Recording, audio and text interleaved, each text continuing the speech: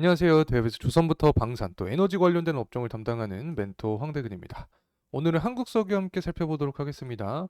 현재 우선 시장의 동향을 좀 체크를 해보면 코스피 코스닥 모두 상승해주는 모습을 보여주고 있습니다. 이 전일과는 좀 반대되는 모습을 보여주고 있다, 이렇게 말씀을 드릴 수 있을 것 같은데, 제가 계속 강조드렸던 부분이 있었죠. 한국 석유 같은 이런 원유 관련된 종목들은 이 시장과 디커플링 돼서 움직이는 경향이 있다라고 설명을 드렸습니다. 그래서 현재 주가 흐름세를 보더라도 이 단기적으로 계속해서 하락을 해주고 있는 모습세를 보여주고 있는 상황입니다. 특히 전일 같은 경우에 유가가 좀 하락을 해주었죠. 여러분이 잘 보이실지는 모르겠지만 제가 박스로 표시를 해드리겠는데, 유가의 상태를 보게 되면 한 3% 가량 하락한 모습을 보여줬습니다. 때문에 이 한국 석유도 유가와 이 주가의 밀접한 관계가 있죠. 그래서 이 흐름세를 보더라면 이 파란색이 유가고 보라색이 한국석유인데, 유가가 상승할 때는 한국석유의 주가도 상승하는 경향이 있고, 유가가 하락할 때 이 한국석유의 주가도 이 하락하는 경향이 있다. 자, 이렇게 파악을 할 수 있기 때문에 유가의 흐름세 자체가 주가에 밀접한 연관이 있다는 점 다시 한번 말씀드립니다. 그리고 제가 또 금일 장 초반에 흥구석유 관련된 영상을 드렸는데, 장 시작 전에 이미 주의보에 관련된 말씀을 드렸습니다. 금일 좀 강한 하락이 나올 가능성이 높다. 유가가 하락을 했기 때문에. 그래서 이 부분이 궁금하신 분들은 흥구석유 관련된 영상 참고하시면 감사하겠습니다. 자, 어쨌든 이렇게 시장과 반대되는 흐름과 그 이유에 대해서 먼저 간략하게 말씀을 드렸는데, 자, 그럼에도 불구하고 앞으로의 방향성은 뚜렷하다라고 설명을 드릴 수 있을 것 같습니다. 그래서 금일 확실한 기준점과 포인트에 대해서까지 이 전반적인 이야기 말씀드리도록 하겠습니다. 구독과 좋아요 부탁드리고 영상 끝까지 시청해 주시면 감사하겠습니다.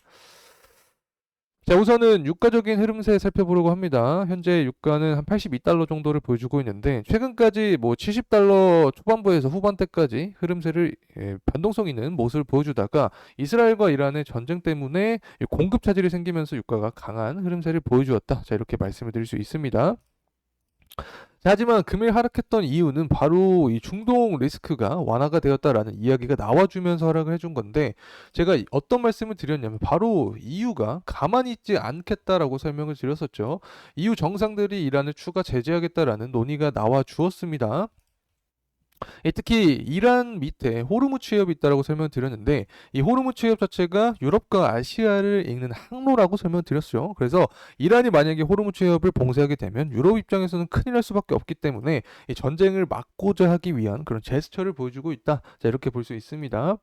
자, 어쨌든 이 전쟁에 대한 부분 간단하게 말씀드리면 4월 1일에 시리아에 있는 이란 영사관을 이스라엘이 먼저 공격을 했습니다. 그리고 나서 이란이 보복성 공격을 하겠다라는 이슈가 지금까지 이어지고 있는 거고, 때문에 미국도 입장을 펼쳐놨습니다. 현재 이스라엘의 보복 공격한 이란을 경제 제재하겠다라는 이야기가 나와주고 있는데, 이스라엘과 미국이 대표적인 서로 우호적인 관계가 있다라는 것은 알고 있지만, 이스라엘 편에서만 이란을 제재하는 것은 맞나 싶습니다. 사실 이스라엘이 먼저 영사관을 공격을 했기 때문에 이렇게 계속된다고 하면 미국 입장에서도 신뢰도 문제가 좀 있지 않을까 개인적으로 생각을 하고 있습니다.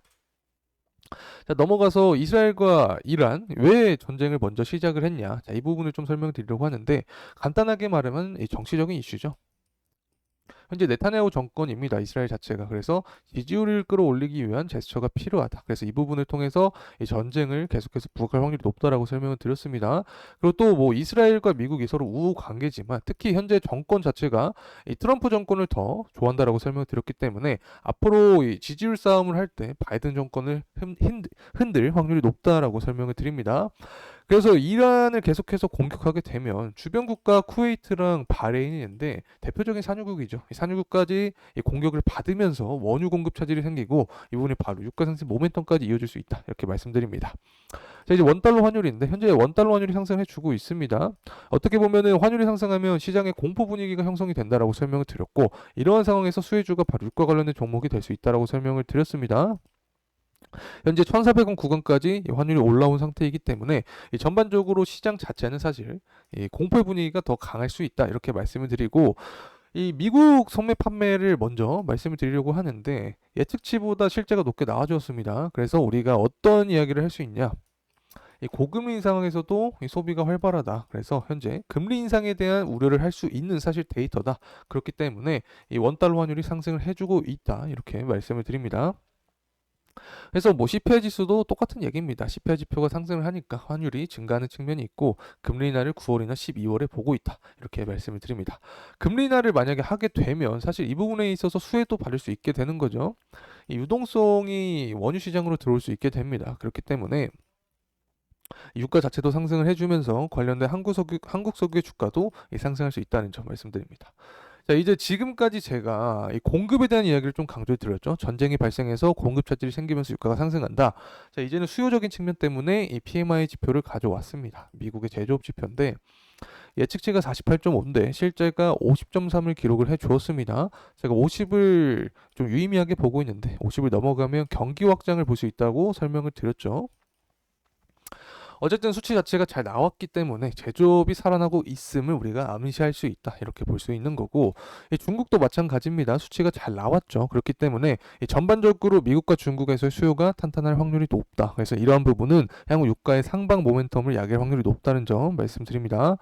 자, 하지만 리스크적인 측면은 유류세라고 설명을 드렸죠. 항상 뭐 고유가가 되더라도 이 주가가 그대로 반영되는 것은 아닙니다.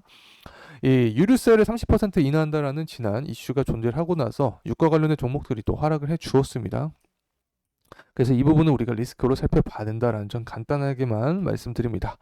자, 이제 가격적인 측면 살펴보려고 합니다. 뭐 현재 가격 구간은 17,460원에 가격대를 형성을 해주고 있는데 현재 시장 초반부터 하락을 해주었죠. 유가가 하락을 해주면서 한국 석유 주가까지 영향을 준 모습인데 현재 하락을 해주고 있기 때문에 먼저 조정폭에 대한 말씀을 드려보면 매물대가 많이 쌓여있는 구간이 존재합니다. 한 15,000원 정도로 보이고 있는 상황인데 이 구간에서의 지지 여부가 중요하고 또 이 구간과 또 5일선이 닿는 공통적인 구간이 존재하죠. 그래서 5일선 기준과 매물대를 체크를 해야 된다라는 점 말씀을 드리고 5일선을 이탈한다고 하면 11선이 중요한 요소로 작용합니다. 제가 주봉의 11선을 인간의 심장이다라고도 표현한 만큼 11선 위에서 계속해서 주가가 상승해주는 모습이 보여준다라는 점 말씀을 드립니다.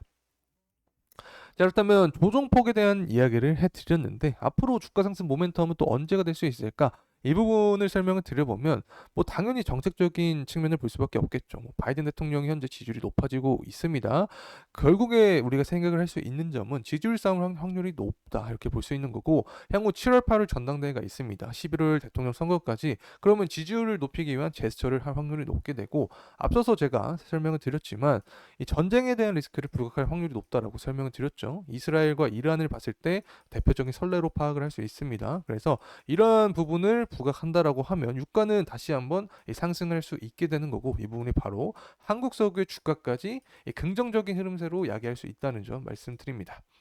제가 금일 말씀드렸던 이러한 정세적인 분위기는 물론 시간이 바뀌면서 변동이 될 수 있습니다. 그래서 이러한 부분은 제가 추후 영상들을 통해서 계속해서 다뤄드릴 예정이 있으니까 구독과 좋아요 한 번씩 부탁드리고 저와 함께 하면 좋을 것 같습니다. 금일 영상 여기까지 하도록 하겠습니다. 감사합니다.